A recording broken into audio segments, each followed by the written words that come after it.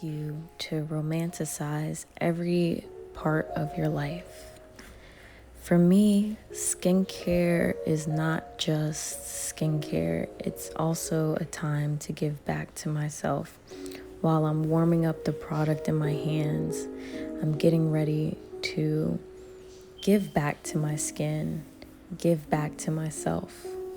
After a full day of giving to the world, giving to my family, to my friends, it's time to put that energy back into myself.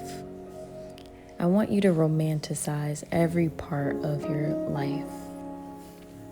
From you getting up in the morning, to you eating, to you picking out your clothes. Romanticize every part of your life. Enjoy every part of your life.